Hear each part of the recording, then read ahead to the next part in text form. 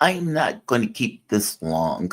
I have one more video that I want to do before getting to some of the heavier issues that are taking place. Um, Democrats are losing their minds. I mean, I showed the Whoopi Goldberg clip the other day, but it's not just Whoopi Goldberg. It seems that it's infectious, it's contagious. Derangement. Every bit as virulent as COVID, especially among Democrats. Trump derangement syndrome. It has broken their brains. They are deranged in many respects. And some of the things that they are saying, they have to know at 3 a.m. between them and their God that it is not true. The argument doesn't even logically follows, and yet the argument is made. Whoopi Goldberg made the argument that, well, it's not really a lie. I've stopped calling it a lie because, he was on crack and Trump wasn't on crack. And so Trump got felonies not on crack when Hunter Biden was on crack. So, you know, it's not a lie. That's what Whoopi Goldberg was arguing. Well, anybody in their right mind can say that's absurd. And you would hope that one day Whoopi Goldberg looks at that clip and say, yeah, that was absurd. But right now, that is not the way that they are framing. That is not the way they are thinking about the stuff. If anything, they are getting even further into delusion, further into derangement, and trying to defend a very basic point. Hunter Biden lied all throughout the campaign trail about not pardoning Hunter Biden. They used it as a symbol of strength as compared to Donald Trump, who's this criminal who keeps talking about the justice system being flawed and the justice system being biased. We, Democrats, are better than that. And because we're better than that, we're not going to intervene in this case. And then Trump wins. There's nothing to lose. Joe Biden comes out. He's free of the sins for 10 years. 10 years. It was cynical and it was done purely for political reasons.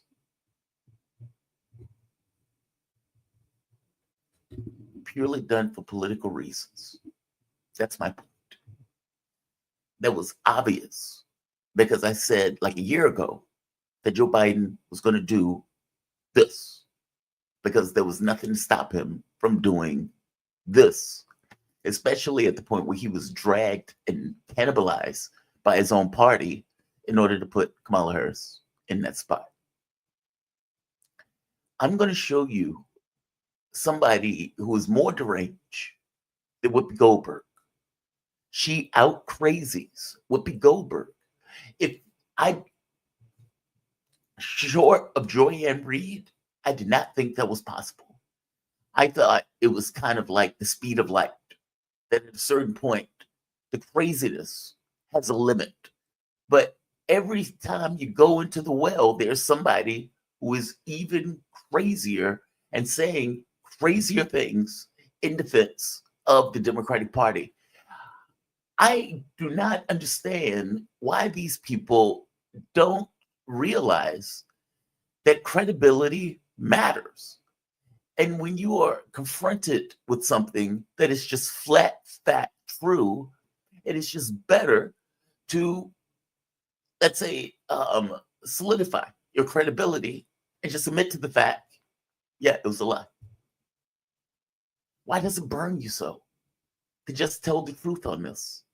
There will be other things where you can go after your Republican person on, but why can't you tell the truth on something that is very easy to understand?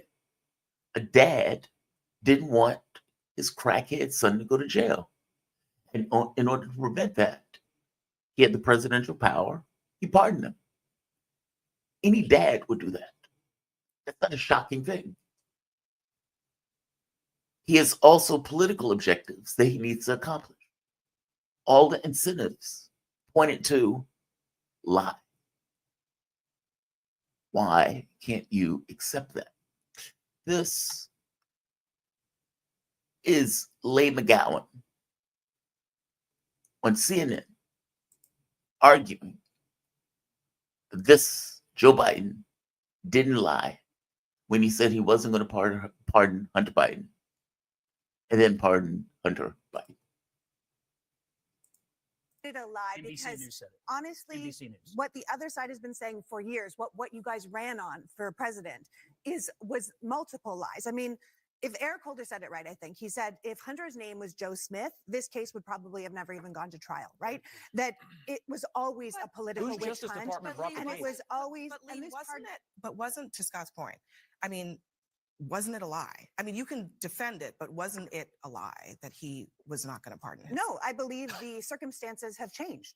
I think that we now have a president coming into office who's talking about firing squads, who's talking about running people around the country and making sure that everyone who's his enemy is going to be punished. And Hunter Biden lied about his drug use on a government forum when he was buying a gun. And he failed to file and pay taxes when he was a drug addict. He paid back those taxes with interest.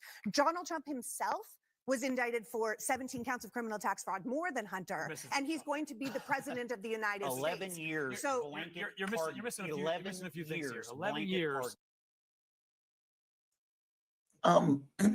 Few points.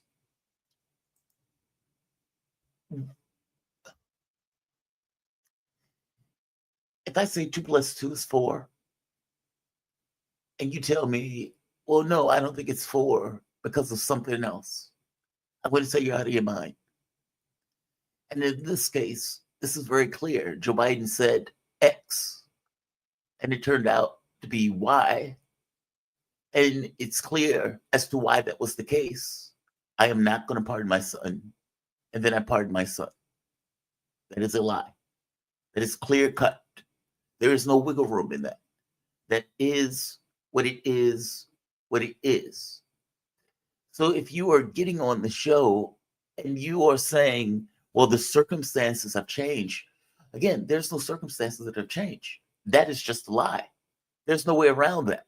There's no going back in time. Joe Biden did pardon Hunter Biden. I can show you video after video after video of Joe Biden saying, I'm not going to pardon my son. I can show you 8 minutes of Karine Jean-Pierre saying that Joe Biden is not going to pardon his son. I can show you Democrats on various channels chest thumping about how they believe in justice because Joe Biden will not pardon his son. So I don't know what the hell you're talking about. You are bringing in Trump to a conversation that has nothing to do with Trump. There is no comparison. The comparison doesn't really even need to be made because what is being talked about is whether or not Joe Biden said he was going to pardon his son and didn't pardon his son. I hope you get my point. This is not something where I can say, well, your side did this. This is not about a side issue. This is like a math question. Did you say this? And then afterwards, you evaluate it and say, well, he said he wasn't going to do it, and he did it. It's a lie. There's no way around it. There's no way under it. It's a logic issue. And she is making this argument like some circumstances have changed because Donald Trump wants firing squads. And the firing squad thing is an actual lie. Like, in the process of arguing that Joe Biden didn't lie, she is lying. And maybe she's gotten to the point where she's wrapped herself into such a pretzel, she doesn't even recognize a lie when she sees it anymore. It's kind of like Jean-Luc Picard on Star Trek when he was being tortured, brutalized by the Cardassians.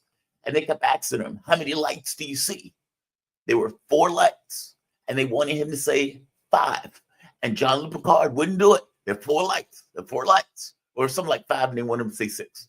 But he was like, there are 5 lights. There are 5 lights. And they eventually got to the point where Picard, who was butt naked, tied to some kind of wall or something, shocked with some kind of shock device, futuristic. And he had gotten to the point at the very end where he nearly said 5 lights or 6 lights.